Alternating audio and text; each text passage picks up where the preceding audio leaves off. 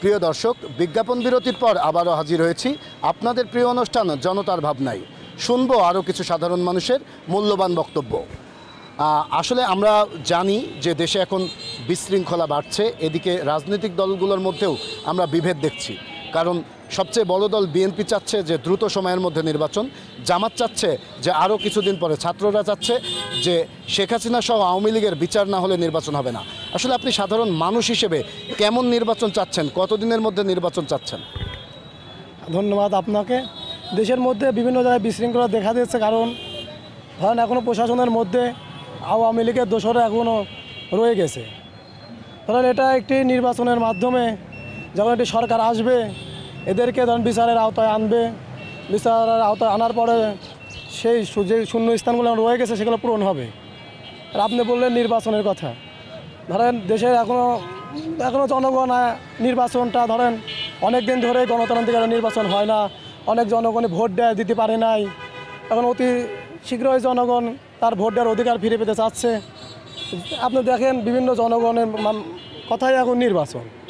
আসলে নির্বাচনটা আমরা 17 বছর ধরে দেখছি দেশে নির্বাচন হচ্ছে না, দেশের জনগণ দেখছে নির্বাচন হচ্ছে না। এখানে নির্বাচনের একটা যখন নির্বাচন হবে একটা আমেজ আসবে, জনগণ তার অধিকার ফেরত পাবে এই ভোট দেওয়ার। 17 বছর আওয়ামী লীগের দোসররা আমাদের ভোট থেকে বঞ্চিত করে রেখেছে। আমরা কেন্দ্রে যাই ভোট দিতে যাই, বাড়িতে বসে আছি, শুনছে আমাদের ভোট হয়ে গেছে। বাড়ির পাশের লোক এসে গল্প করছে আমাদের ভোট হয়ে গেছে, এমনকি শোনা গেছে একজন মারা গেছে, তার ভোটও হয়ে গেছে। এই 15 বছর ধরেন 17 বছর ভোট হয়েছে তো হয় নাই।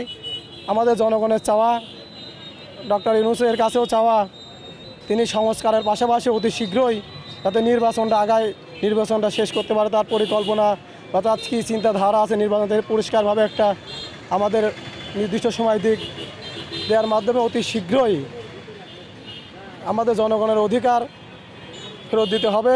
আর জনগণ যাতে গণতান্ত্রিক উপায়ে কেন্দ্রে যায় ভোট দিতে পারে, সেটাই আমাদের চাওয়া। বর্তমানে বাজারের পরিস্থিতি কেমন দেখছেন? আসলে বাজার সিন্ডিকেট কি ভাঙা যাচ্ছে কি যাচ্ছে না? আসলে দ্রব্যমূল্যের কি অবস্থা দেখছেন? দ্রব্যমূল্যের অবস্থা বলতে আপনার এলাকা কিছুদিন যাবত দেখলাম একটু জিনিসপাতির দাম কম, আবার ঊর্ধ্বগতি, মানে জিনিসপাতির দাম এই কম আবার ঊর্ধ্বগতি হয়ে যাচ্ছে। মনে হচ্ছে এখানে একটা দোসর কাজ করছে ভিতরে, আওয়ামী লীগের দোসররা যারা এখন সিন্ডিকেটে পরিপূর্ণ আছে, তাদের এখনও জায়গা থেকে সরানো যায় নাই। এটা যদি কোনো একক সরকার আসে, সেই সিন্ডিকেটটা ভাঙতে পারে, তাহলে জিনিসপাতির দাম খুবই মানে জনগণের নাগালে আসলে জনগণও ভাববে না এই সরকার আমাদের জিনিসপাতির দাম আমাদের খুবই কম এনে দিয়েছে। আর এগুলো ভাঙতে হলে আসলে একটা ডক্টর ইউনূস আছেন, তিনি ভালো মানুষ, তার মাত্র 17 জন উপদেষ্টা। আসলে এটা দেশ চালাতে গেলে 17 জন আগে আসলে সম্ভব না। এই দেশ চালাতে গেলে ধরেন আমাদের আসন সংখ্যা 300, এই প্রতিটা জেলায় ধরেন 3-4টা করে আমাদের প্রতিনিধি থাকতো, আসলে এগুলো নেই। কারণ সে 17 জন আছে, তারা ঢাকায় থাকে, তারা কীভাবে জানবে প্রতিটা সারা বাংলাদেশের খবর? এসব বাজার নিয়ন্ত্রণ করতে হলে আসলে এলাকার প্রতিনিধি লাগবে, বিভিন্ন জায়গায় প্রতিনিধিরা এগুলা মেন্টাল প্রশাসন দিয়ে, যখন প্রশাসন তাদের দিয়ে প্রশাসন দিয়ে এগুলো মেন্টাল করতে পারবে। ধরেন এই নির্বাচনের মাধ্যমে যখন কোনো সরকার আসবে, তখন এই বাজার সিন্ডিকেটটা আমার মনে হয় ভাঙা সম্ভব হবে। ধন্যবাদ। আমার সাথে আরেকজন আছে। আমরা জানি যে বিএনপি দেশের বর্তমানে সবচেয়ে বড় রাজনৈতিক দল। বিএনপি নেতারা বলছে যে যতদিন না পর্যন্ত নির্বাচিত সরকার আসবে ততদিন দেশে বিনিয়োগ বাড়বে না, বিদেশিরা বিনিয়োগ করতে ভয় পাচ্ছে। কিন্তু আমরা দেখেছি অন্তর্বর্তী সরকার বিনিয়োগ করানোর জন্য চেষ্টা করছে। আসলেই কি যদি নির্বাচিত সরকার না থাকে তাহলে কি বিদেশিরা বিনিয়োগে আগ্রহ প্রকাশ কম করবে কিনা? আপনি সাধারণ মানুষ হিসেবে কি ভাবছেন এটা নিয়ে? ধন্যবাদ আপনাকে। আসলে বিদেশি বিনিয়োগের যে ব্যাপারটা, বর্তমানে যে সরকার আছে ইনি হচ্ছে অন্তর্বর্তীকালীন সরকার। এই সরকার কতদিন স্টে করবে তাকে বলতে পারে না। এখন বিদেশ থেকে যখন বিনিয়োগ করবে তখন তো তারা স্থায়ী সরকার চাবে যে আমরা স্থায়ী কোনো একটা সরকারের ওখানে বিনিয়োগ করি। তাছাড়া এই সরকারের উপর বিদেশি কোনো সংস্থা তো ভরসা করতে পারবে না, কারণ এই সরকারের কোনো মেয়াদকাল নাই। এই জন্য অবশ্যই তারা বিনিয়োগ করতে ভয় পাচ্ছে বা ইতস্তত বোধ করতেছে। আসলে এখন দেশের পরিস্থিতি সার্বিক কেমন দেখছেন? আমরা 5 আগস্টের পরে যে অভ্যুত্থানের পরে যে দেশ পেয়েছি, প্রথম থেকে ভাবছিলাম আমরা সবাই সব কিছু ঠিক হয়ে যাবে। আগের বিগত 17 বছর যে ফ্যাসিস্ট আওয়ামী সরকার যে অপরাধ, অবৈধ কাজকর্ম বা যে খারাপ কাজগুলো করেছে আমরা তার থেকে পরিত্রাণ পাবো। কিন্তু আমরা খেয়াল করলে দেখতে পাচ্ছি যে দেশে ইদানিং একটু খেয়াল করে দেখবেন যে ধর্ষণ বেড়ে গেছে, ছোট ছোট বাচ্চাদেরকে ধর্ষণ করা হচ্ছে। এখন কেন এগুলা হচ্ছে? মানুষ আসলে ভয় পাচ্ছে না। এই প্রশাসন দেখে বা এই বিচার ব্যবস্থা দেখে কারোর মনে ভয় ভীতি নাই, তাদের মনের মধ্যে কোনো শঙ্কা নাই। তারা সাধারণভাবে যে কোনো অপরাধ সংগঠন করতেছে এবং বিভিন্ন এলাকায় গ্রামে গঞ্জে দেখা যাচ্ছে কিছু সন্ত্রাসী বাহিনী তৈরি হয়ে গেছে। তারা অস্ত্র শস্ত্র নিয়ে মহড়া দিচ্ছে, মানুষের কাছে চাঁদাবাজি করতেছে, বিভিন্ন জায়গায় টেন্ডারবাজি করতেছে। দেখেন জিকেতে কিছুদিন আগে হচ্ছে গুলি করেছে কারা, এই যে এখানে এই গলির মধ্যে কয়েকদিন আগে গুলি হয়েছে। আপনার পিয়ারপুরে 3 জনকে মার্ডার করা হয়েছে। এই ধরনের সন্ত্রাসী কার্যক্রম 5 তারিখের পরে আমরা দেখতেছি অনেক বেড়ে গেছে। এইদিকে আপনার ওই বিলের ওইদিকে গুলাগুলি হয়েছে। মানে বিভিন্ন জায়গায় বিভিন্নভাবে দেখতেছি যার কাছে যে মানে অস্ত্রের প্রদর্শন, অস্ত্রের মহড়া বেড়েই চলেছে। এখন যদি এই সরকারের আমলে এইগুলা বাড়তে থাকে তাহলে সাধারণ মানুষের জীবনের নিরাপত্তা কোথায়? তারা কিভাবে হচ্ছে চলাফেরা করবে স্বাধীনভাবে? এখন সার্বিক দিক দিয়ে আপনি আরেকটা জিনিস খেয়াল করলে দেখবেন যে আমাদের জামাত ইসলাম আমাদের কুষ্টিয়ার প্রার্থী ঘোষণা করে দিয়েছে। তারপরে আমাদের এনসিপি বা নাগরিক পার্টির সব ভাইরা তারা কে কোথা থেকে নির্বাচন করবে এলাকায় গিয়ে মহড়া করতেছে, সব কিছু করতেছে। তাহলে প্রত্যক্ষ বা পরোক্ষভাবে সবাই নির্বাচন চাচ্ছে। এখন যে সংস্কারের যে ব্যাপারটা, সংস্কার শেখ হাসিনার দেশ থেকে পালাইছে, অর্ধেক সংস্কার শেষ হয়ে গেছে। এখন দেশে যদি সরকার গঠন হয় নির্বাচিত, তাহলে আস্তে আস্তে যে সমস্যাগুলো আসবে আমাদের জনগণের সামনে, সেই সমস্যাগুলো অটো সংস্কার হয়ে যাবে। ধন্যবাদ। আমার সাথে আরেকজন আছে, আমি একটু কথা বলতে চাই। আসলে আমরা জানি যে 5 আগস্টের পরে পৌরসভা যেগুলো রয়েছে সেগুলোর কিন্তু কোনো মেয়র নেই, কাউন্সিলরগুলো নেই। এমনকি 17 বছর আওয়ামী লীগের আমলে যারা নির্বাচিত ইউপি চেয়ারম্যান বা ইউপি মেম্বার ছিল তারাও কিন্তু পলাতক, আবার অনেকের নামে মামলা হয়েছে। এই যে পলাতক কেউ নেই কেউ আছে, যার ফলে কি জনভোগান্তির সৃষ্টি হচ্ছে কিনা, ফলে দ্রুত নির্বাচন জরুরি কিনা, কি মনে করছেন? আসসালামু আলাইকুম, ধন্যবাদ আপনাকে। পৌরসভার যে দুর্ভোগ, আসলে জনজীবনে জনসাধারণের জন্য যে পৌরসভা, সেই পৌরসভায় কিন্তু এখন কোনো কার্যকলাপ আপাতত চালু নাই। যে কার্যকলাপ চালু না থাকার কারণে জনগণের দুর্ভোগ দেখা যাচ্ছে, এবং যেখানে যাচ্ছে জনগণের কোনো এলাকায় যদি সমস্যা হচ্ছে, যদি সেটা পৌরসভায় যায়, কিন্তু সেখানে কিন্তু তারা কোনো সুযোগ সুবিধা পাচ্ছে না। আর এই সুযোগ সুবিধা না পাওয়ার কারণে কিন্তু পৌরসভায় একটি ঘাটতি তৈরি হচ্ছে, যেটা আমরা অতি সংকটে নির্বাচনের একটি দাবি জানাচ্ছি, এবং এই নির্বাচনের মাধ্যমে একটি সরকার গঠনের জন্য জোর দাবি জানাচ্ছে। আসলে কেমন সরকার, কেমন জনপ্রতিনিধি চান? আসলে আমরা 5 আগস্টে গণ অভ্যুত্থানের পরে যেই সরকার মানে চলে গেছে, সেই সরকারের মানে কিছু স্বৈরাচারের দিক এবং তারা সিন্ডিকেটের মধ্যে যেগুলো চালাইছে এগুলা বাদ দিয়ে সুন্দর, সুশৃঙ্খল এবং দেশকে সামনের দিকে এগিয়ে নিয়ে যাবে, দেশের যে গতিবিধি রক্ষা করবে এবং এই দেশকে সামনের দিকে আরও এগিয়ে নেওয়ার জন্য, অগ্রগতির জন্য যে সরকার, এবং আমাদের অতিরিক্ত নির্বাচনে জনগণের নির্বাচনের মাধ্যমেই একটি স্বাধীন দেশ এবং ভোটাধিকার প্রয়োগ করা হোক। ধন্যবাদ। আসলে আমার সাথে আরেকজন আছে, আমি একটু জানতে চাই, আসলে এই যে আমরা দেখতেছি যে ইসরায়েল ফিলিস্তিনের উপরে নির্বিকারে হামলা চালাচ্ছে, গাজা ধ্বংস করছে, আপনি শিক্ষার্থী হিসেবে এটাকে সাপোর্ট করছেন কিনা? আসলে ইসরায়েল এই আগ্রাসন দ্রুত বন্ধ করুক, এটা চান কিনা? ধন্যবাদ আপনাকে। বর্তমানে আপনি সবাই আমরা লক্ষ্য করতেছি যে ফিলিস্তিনিতে যে নির্বিচারে গণহত্যা আছে, এটা মানবতা বিরোধী এবং এটা জঘন্যতম অপরাধ। ঠিক আছে, আমরা চাই, এবং মুসলমান হিসেবে আমরা চাই, এবং একজন মানুষ হিসেবে আমরা চাই যে এই বিশেষ করে এই গণহত্যা খুব দ্রুত এই সমস্যার সমাধানের জন্য, এবং বহির্বিশ্বের সমস্ত যারা আছে রাজনৈতিক নেতৃবৃন্দ, যারা বহির্বিশ্বকে নেতৃত্ব দেয়, তাদের কাছে আমাদের শিক্ষার্থী হিসেবে অনুরোধ, যাতে এই গণহত্যা দ্রুততম সময়ের মধ্যে এর একটা সুষ্ঠু এবং স্থায়ী একটা সমাধান চাই আমরা। ঠিক আছে।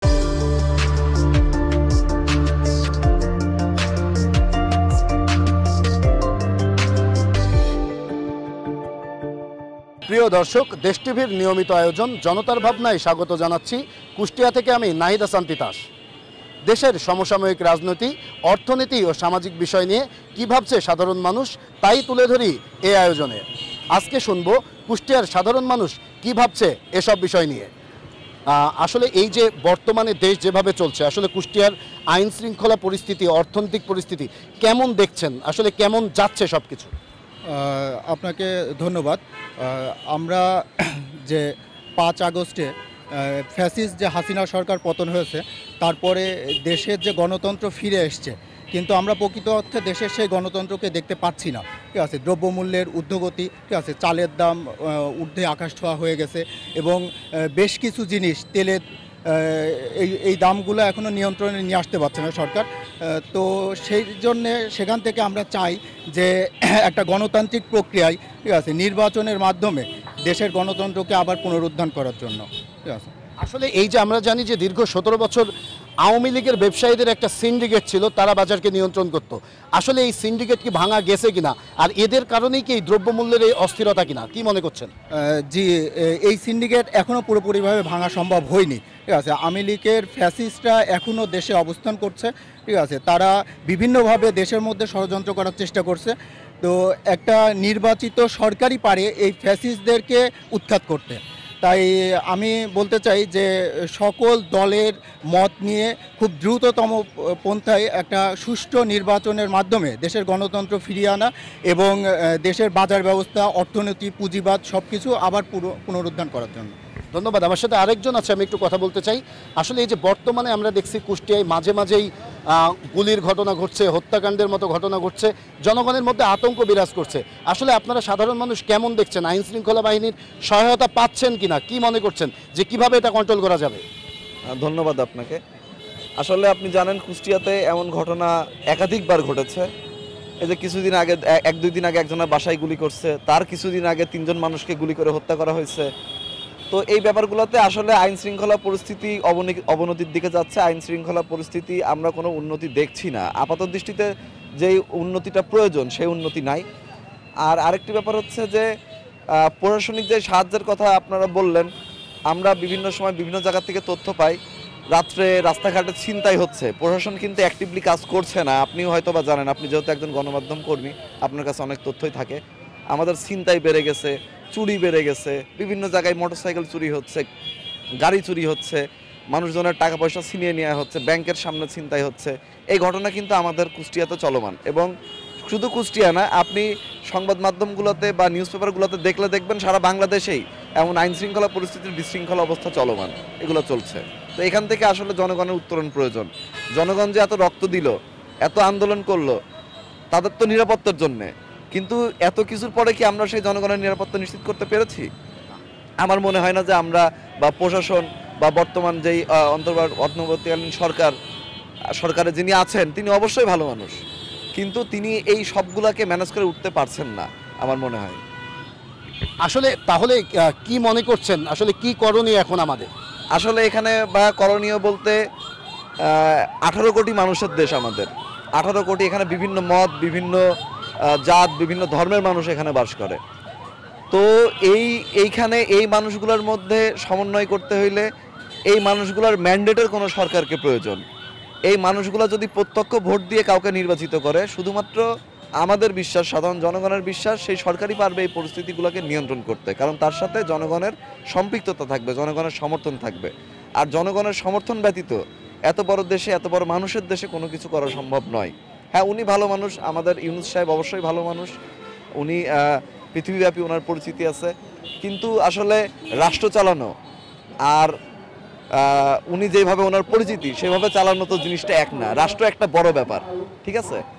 তো এখান থেকে আমার মনে হয় যে যে সংস্কারের ব্যাপারগুলো আসছে, আমাদের একটা যৌক্তিক সময়ের মধ্যে একটা নির্বাচনী রোডম্যাপ দিয়ে যৌক্তিক কিছু সংস্কার করে যত দ্রুত নির্বাচনটা দেওয়া সম্ভব হয়, এই নির্বাচনটা দিলে আমাদের বিশ্বাস পরিস্থিতি স্থিতিশীল হয়ে যাবে।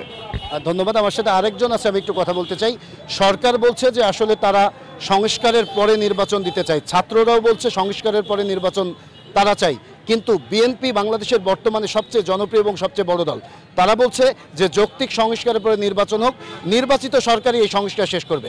আপনি একজন সাধারণ মানুষ হিসেবে আসলে কোনটি চাচ্ছেন? আগে সংস্কার চাচ্ছেন না আগে নির্বাচন চাচ্ছেন? কোনটি জরুরি মনে হচ্ছে এবং দেশের বর্তমান পরিস্থিতি কেমন দেখছেন আপনি? জি, আপনাকে অনেক ধন্যবাদ আপনি সময় উপযোগী একটা প্রশ্ন করার জন্য। আমি একটা ব্যক্তিগতভাবে যেটা বলতে চাই যে আমি একটা সাধারণ মানুষ হিসেবে যেটা মনে করি, আমি ছোট বয়সে ছোট জ্ঞানে যতটুকু বুঝি যে সংস্কার একটি চলমান প্রক্রিয়া, যেটা কখনোই আপনার সংস্কার করে মানে শেষ করা সম্ভব নয়। এটা ইচ্ছা পোষণের ব্যাপার। আমি যদি মনে করি আমি দেশের উন্নয়ন করব, এই সংস্কার দিনের পর দিন দেশে হতেই থাকবে। কিন্তু বর্তমান বাংলাদেশে একটা অনির্বাচিত সরকার, মধ্যবর্তী সরকার অবস্থান করছে, যেখানে বাংলাদেশের আইন শৃঙ্খলা বাহিনী, হ্যাঁ ডাক্তার ইউনূস সাহেব আমার আগে যে ভাইয়াটা বক্তব্য দিল তার বক্তব্যে একটা কথা উল্লেখ করেছে, যে সে প্রসঙ্গ উল্লেখ করেই বলতে চাই যে ডাক্তার ইউনূস সাহেব একজন সৎ মানুষ আমাদের জানা মতে এবং যোগ্য মানুষ, কিন্তু সরকার চালানো সারা বাংলাদেশের আসন সংখ্যা 300, এখানে নির্বাচন ব্যতীত জনগণের সাথে সম্পৃক্ততা বাদে যেই 16 জন বা 17 জন উপদেষ্টা মণ্ডলীর সদস্য আছে, আমি কাউকে ছোট করছি না, আমার কাছে ব্যক্তিগতভাবে মনে হয় দেশের সার্বিক পরিবেশ পরিস্থিতি মানে তাদের কন্ট্রোলের বাইরে চলে যাচ্ছে। যেমন মানুষজন কিছুদিন আগে বাক স্বাধীনতা ছিল না, এখন 5 আগস্টের পরে ছাত্র জনতার যে গণ অভ্যুত্থান, তারপরে হয়তো আপনার বাক স্বাধীনতাটা ফিরে এসেছে, কিন্তু মানুষজন অনেক ক্ষেত্রে ইনসিকিউর ফিল করছে। যেমন চুরি, ছিনতাই, ডাকাতি, রাহাজানি, গোলাগুলি, এটা শুধু বাংলাদেশে, শুধু কুষ্টিয়াতে না, আমাদের সারা বাংলাদেশেই এমন মানে জনমনে আতঙ্ক বিরাজমান। আমি সাধারণ মানুষ হিসেবে আশা করব যে সংস্কারের যে ব্যাপারটা সবাই বলে, সংস্কার চলমান প্রক্রিয়া, এটা আমাদের জনগণের যেই আশা, অবশ্যই নির্বাচন হতে হবে, আমাদের কিছু নিয়ম নীতি মানার অবশ্যই দরকার আছে। আমি আমার জায়গা থেকে চাই যে সুষ্ঠু একটা নির্বাচন দেশে বিরাজমান, মানে সুষ্ঠু একটা নির্বাচন হোক সামনে আগামী দিনে, এবং জনগণ উৎসবমুখরভাবে যার আমার ভোট আমি কাকে দেব সেই অধিকারটা খুব দ্রুত যেন বাস্তবায়ন করতে পারি আমরা, সেই আশা রেখে আমি আমার সংক্ষিপ্ত বক্তব্য শেষ করছি। আসসালামু আলাইকুম। ধন্যবাদ। প্রিয় দর্শক, এই মুহূর্তে জনতার ভাবনায় সময় হয়েছে ছোট্ট একটি বিজ্ঞাপন বিরতির। সাথেই থাকুন, ফিরছি একটু পর। প্রিয় দর্শক, বিজ্ঞাপন বিরতির পর আবারও হাজির হয়েছি আপনাদের প্রিয় অনুষ্ঠান জনতার ভাবনায়। শুনবো আরও কিছু সাধারণ মানুষের মূল্যবান বক্তব্য। আসলে আমরা জানি 5 আগস্টে যে ছাত্র জনতার আন্দোলন, এতে সবচেয়ে বেশি ভূমিকা পালন করেছিল ছাত্ররা। আসলে 5 আগস্টের পরে সেই কাঙ্ক্ষিত যে অর্জন, সেই অর্জনটাকে এখন পর্যন্ত ধরে রাখা গেছে কিনা এবং তোমরা সন্তুষ্ট কিনা, কি দেখছো এই বাংলাদেশের অবস্থা? 5 আগস্টে ছাত্র জনতার গণঅভ্যুত্থানের পরে আমরা বাকস্বাধীনতা পেয়েছি, কিন্তু আমাদের কাঙ্ক্ষিত যে লক্ষ্য ছিল একটা সুষ্ঠু নিরপেক্ষ নির্বাচন বা আমাদের দেশের যে আইন শৃঙ্খলা বাহিনী যারা জনগণের সাথে থাকবে, তো আমরা এগুলো কিছুই দেখতে পাচ্ছি না। আমাদের সাথে আইন শৃঙ্খলা বাহিনীগুলো নেই, দেখা যাচ্ছে জনগণকে আইন শৃঙ্খলা বাহিনী যে সাহায্য করবে, সহযোগিতা করবে, এটা কোনোভাবে হচ্ছে না। দেশে খুন, তারপরে ধর্ষণ, তারপরে দেখা যাচ্ছে বিভিন্ন জায়গায় গুলাগুলি, চুরি, ডাকাতি এগুলো বেড়ে গেছে। প্লাস আমাদের যারা ছাত্ররা আছে, আমার ছোট ভাই যে স্কুলে পড়ে, এই 4 মাস হয়ে যাওয়ার পরেও এখনও সে বই পায় নাই। এটা তো এই 5 আগস্টের পরে আমাদের কাম্য ছিল না। উনি যে বলে যে শুধু ছাত্রদের সরকার, তাহলে কি বাকি জনগণগুলো কি বৃথা চলে গেল? এখানে তো শুধু আন্দোলনের সময় আমরাও ছিলাম, শুধু ছাত্ররা বলে যে ছিল তা না, একজন রিক্সা চালক ছিল, একজন দোকানদার ছিল, নানান পেশাজীবী লোকজন সবাই আন্দোলনের সাথে সম্পৃক্ত ছিল। সেই জন্য শুধু যে ছাত্রদের সরকার এটা বলা যাবে না যে এই সরকারটা ছাত্রদের সরকার। আরেকটা বিষয় হয়ে গেছে, শুধু উনি এই ছাত্রদের সরকার বলে আরও বাকি জনগণদের এই আন্দোলন থেকে উনি হচ্ছে মাইনাস করে দেওয়ার চিন্তা করছেন। 5 আগস্টের আগে ফ্যাসিস্ট হাসিনা যখন আমাদের দেশে ছিল, আপনারা সবাই অবগত ছিলেন, তারা মূলত তাদের একটা কাজই ছিল যে লুটপাট। সেই লুটপাটের মাধ্যমে তারা আজকে বাংলাদেশের জরিপ অনুযায়ী প্রায় 35,000 কোটি টাকা তারা এই দেশ থেকে আত্মসাৎ করে বাইরে নিয়ে গেছে, যার কারণে আমাদের দেশে দ্রব্যমূল্যের অত্যন্ত অধিক ঊর্ধ্বগতি এবং সব কিছুর দাম বেশি। আমরা চাইলেও এই দেশে টাকা ফেরত আনতে পারতেছি না। কোনো একটি অন্তর্বর্তী সরকার ডক্টর ইউনূস চেষ্টা করতেছে ফিরিয়ে আনার, কিন্তু একজন অন্তর্বর্তী সরকারের মাধ্যমে সম্ভব না পুরোটা সব কিছু ফিরিয়ে আনা। এর জন্য দরকার একটি নির্বাচিত সরকার, যারা প্রত্যেকটা দেশের সাথে গণতান্ত্রিকভাবে যোগাযোগ করে দেশের সম্পদ দেশে ফিরিয়ে আনতে পারবে। এটাতে ইউনূস সাহেব পুরোপুরি না ব্যর্থ হচ্ছে, কিছুটা পারতেছে কিন্তু পুরোপুরি পারতেছে না। আমাদের দেশে সহিংসতা আগে যেরকম ছিল, আগে সেটা নির্বিচারে হতো, এখন তার থেকে বৃদ্ধি পাচ্ছে। পুলিশের কোনো হস্তক্ষেপ নাই, না আছে আইনশৃঙ্খলার কোনো বৃদ্ধি।